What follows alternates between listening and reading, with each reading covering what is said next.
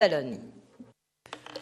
Oui, alors tout d'abord, merci beaucoup d'être parmi nous pour cet échange extrêmement intéressant. Alors j'observe que les 3 premières interventions que vous avez émises, c'est sur l'importance que les transports peuvent avoir dans la question du changement climatique et comment on peut faire en sorte d'avoir toujours plus de mobilité. En tout cas, c'est ce que nous défendons au sein de cette commission, mais une mobilité qui soit plus protectrice de l'environnement, plus protectrice de l'air que nous respirons et qui soit aussi accessible. Parce qu'on a aujourd'hui un vrai souci, et c'est un sujet sur lequel on travaille beaucoup dans cette commission, c'est sur la fracture territoriale. C'est-à-dire, il y a ceux qui peuvent se déplacer et qui ont le choix entre des transports en commun accessibles, pas chers, mais des transports en commun, et ceux qui n'ont pas d'autre choix que de prendre leur propre voiture. Et généralement, quand ces personnes n'ont pas d'autre choix que de prendre leur propre voiture, elles sont souvent très polluantes parce que ce sont des vieilles voitures.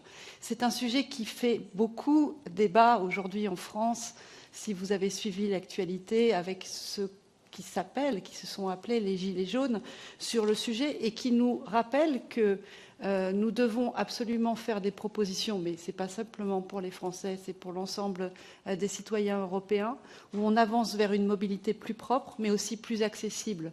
Et donc, regardez la question de comment on va mettre en place soit des propositions sur ETS ou sur une gratuité des transports en commun pour moins prendre sa voiture. Mais alors là, on se pose la question de ceux qui n'ont pas accès à ces transports en commun pour se déplacer. Donc il faut essayer de concilier l'ensemble.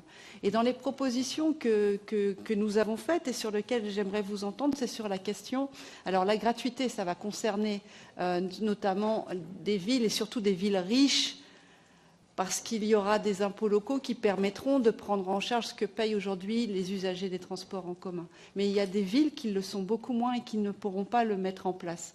En revanche, il y a un moyen de rendre beaucoup moins cher les transports en commun, c'est celui du niveau de la TVA, la taxe sur la valeur ajoutée, qui est appliquée au secteur des transports, et donc la ramener à 5% pour rendre ces prix moins chers. C'est un point qui peut être extrêmement important. Et là où j'aimerais beaucoup vous entendre aussi, parce que les sujets de transport, ce n'est pas uniquement nous qui nous déplaçons et qui agissons pour la planète, c'est aussi ceux qui travaillent dans le secteur des transports. Et est-ce que vous êtes intéressés à la situation des travailleurs dans le secteur des transports ?